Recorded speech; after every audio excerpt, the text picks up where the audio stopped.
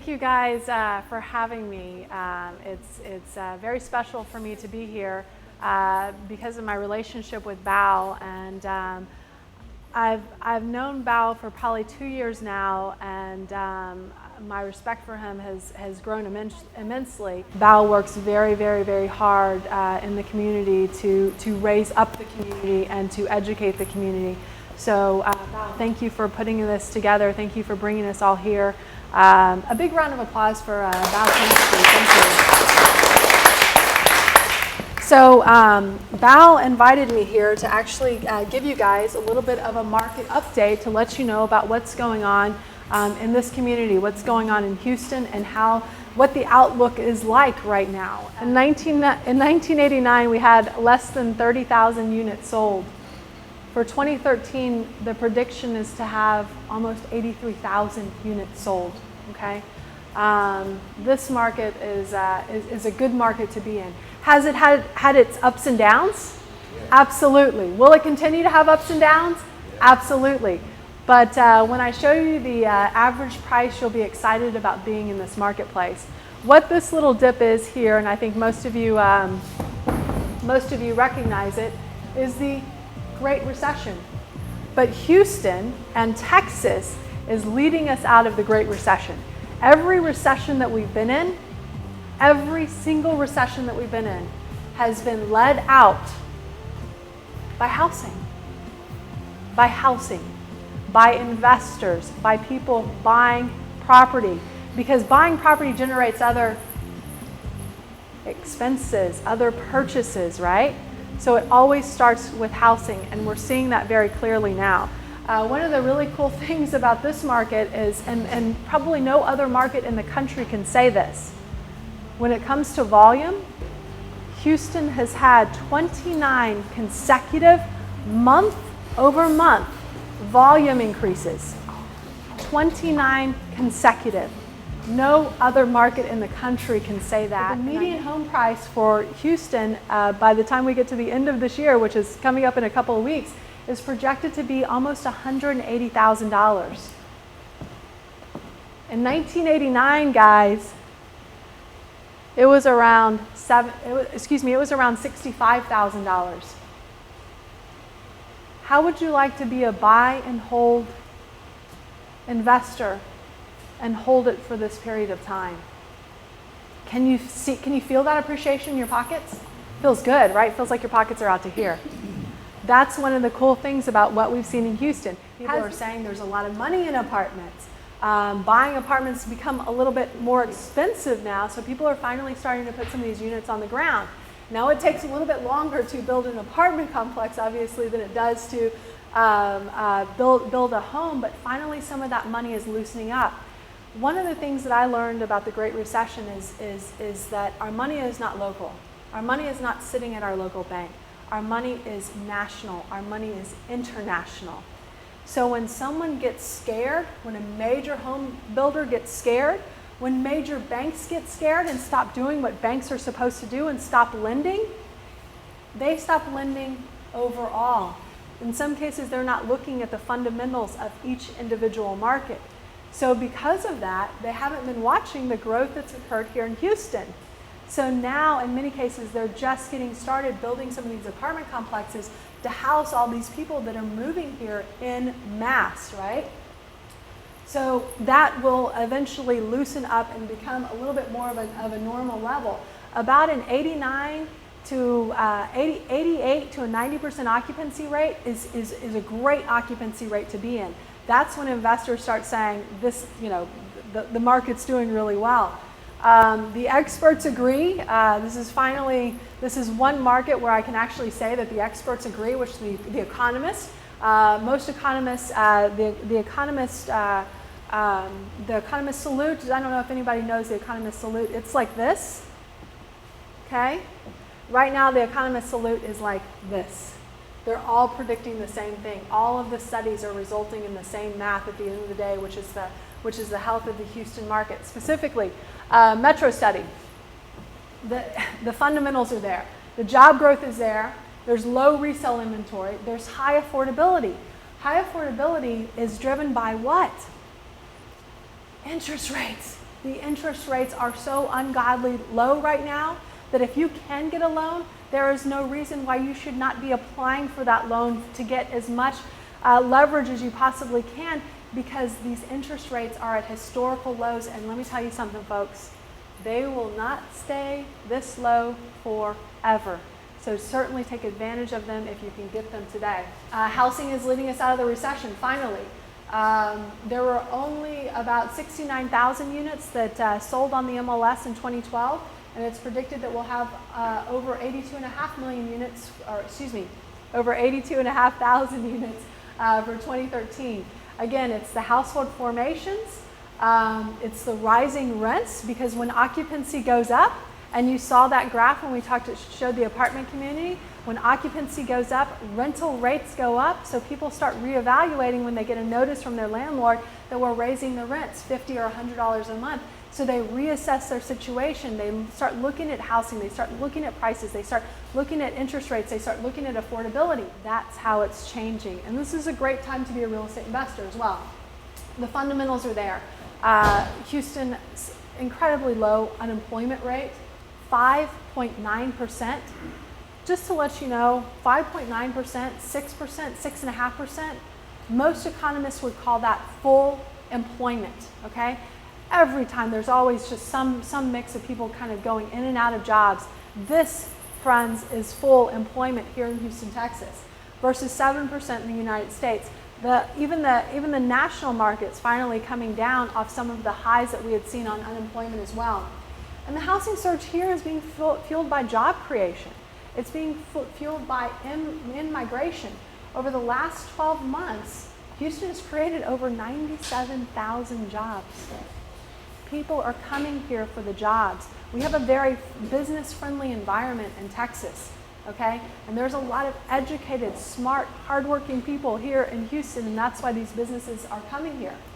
Low interest rates, my gosh, 4.5%. And I know a lot of you are saying, well, I remember 8 months ago when it was 3.5%.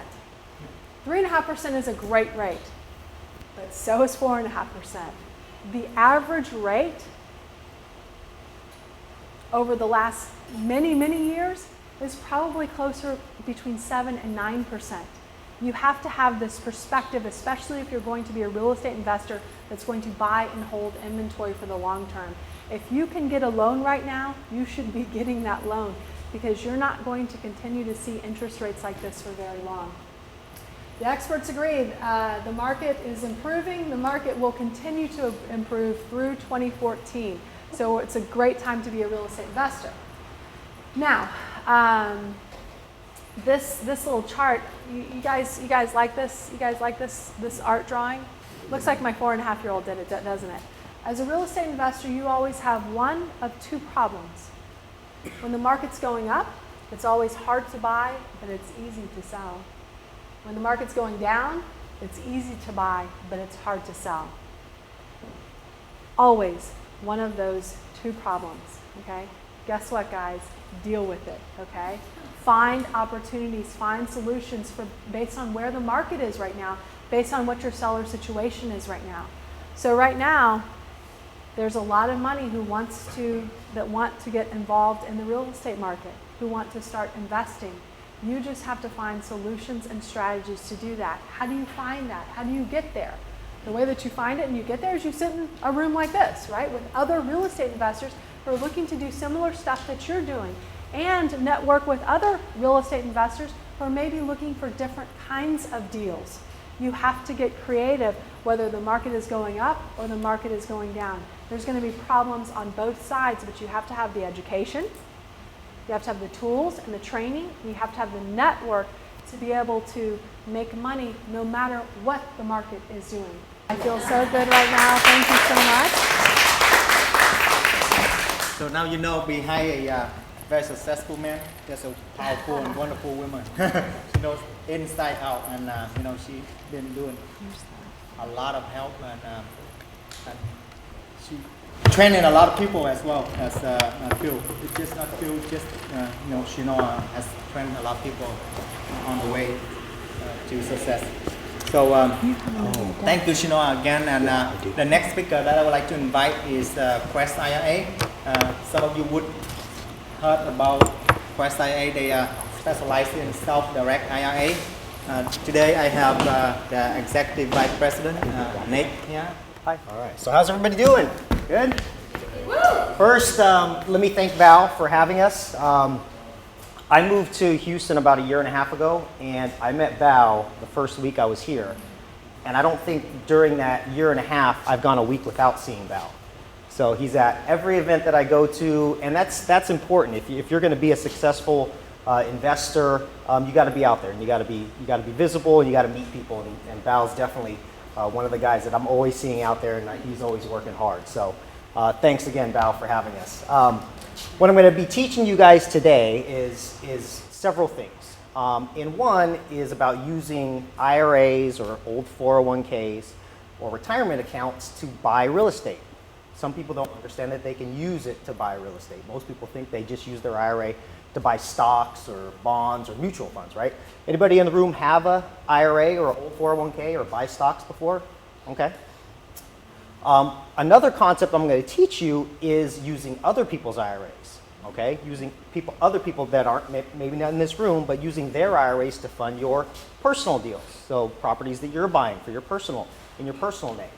And I'm going to teach you about where to find some of this education. And really a self-directed IRA is just an IRA that you're picking the investments, okay? We're not telling you what to invest in. You're telling us what to invest in. You're telling us you want your IRA to buy this property. You're telling your IRA you want to loan to this person buying this property, okay? And actually, literally, the word self-directed is just a marketing term. There's actually no such thing as a self-directed IRA. Most people, when they call me, they say, hey, I want one of those special self-directed IRAs. So I'll send them an application for a traditional IRA or a Roth IRA, if it's a Roth that they have. And then they'll call me back and they'll say, no, I wanted one of those self-directed IRAs.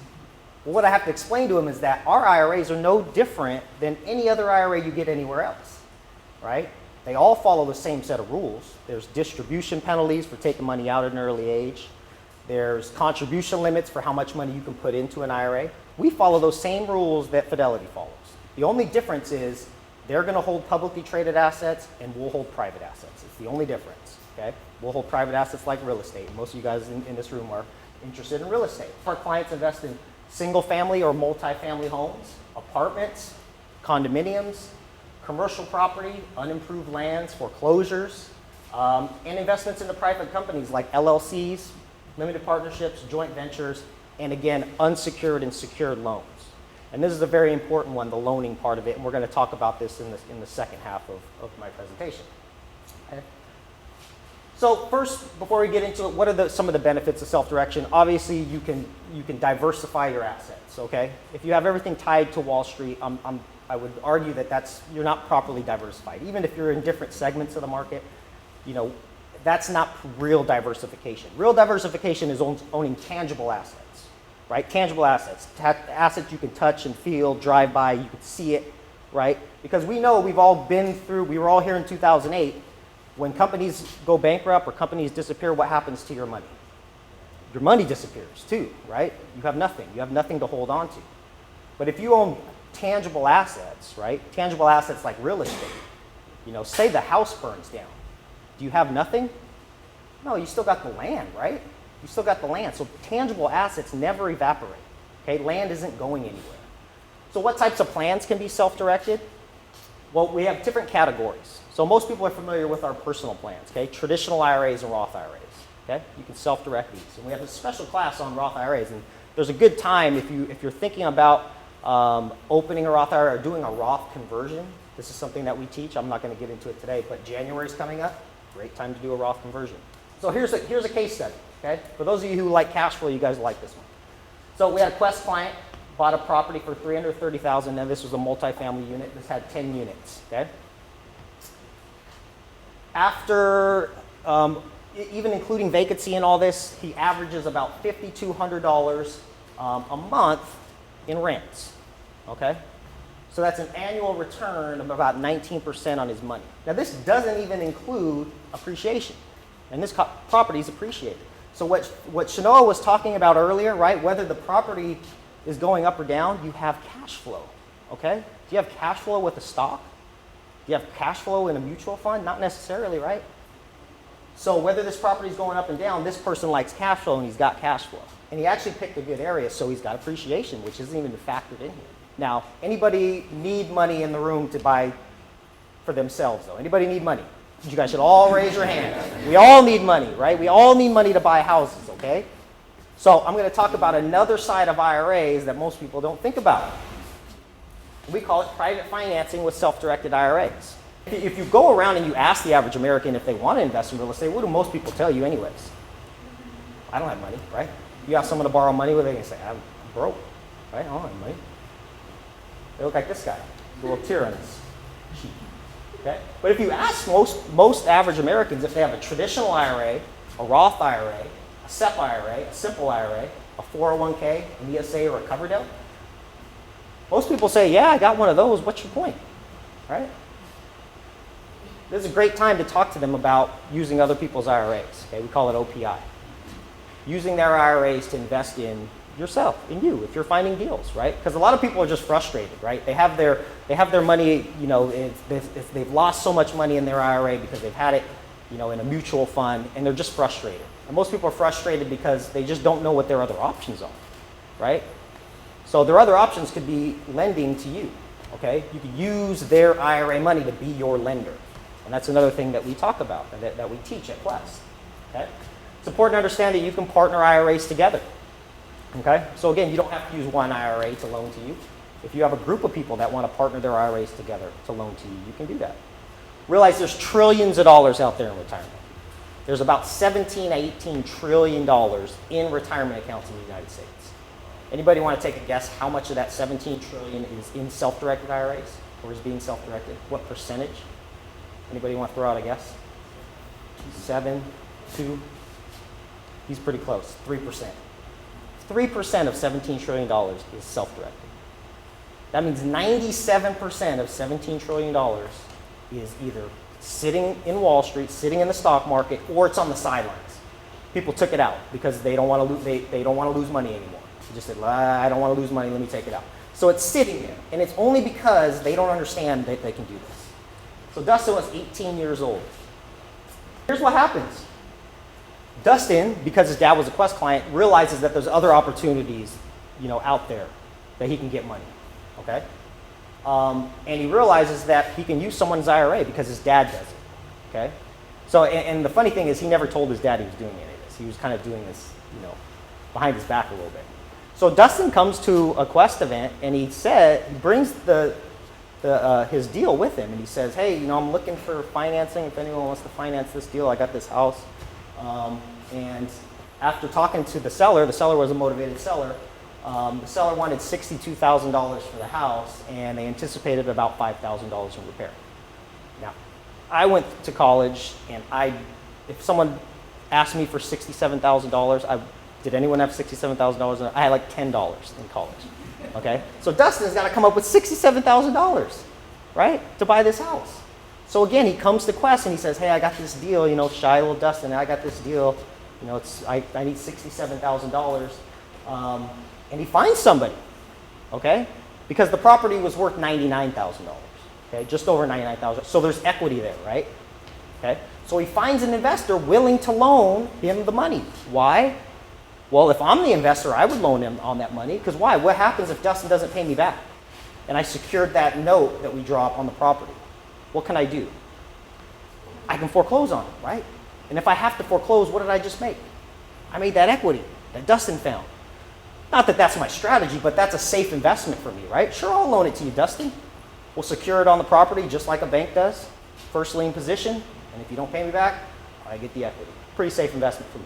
So the question is, how many houses could you buy if you had no money, no credit, a 3x5 card, a pen, and were able to put $3,800 in your pocket, $212 cash flow, and increase your net worth to $32,000? How many properties could you buy if that was the scenario?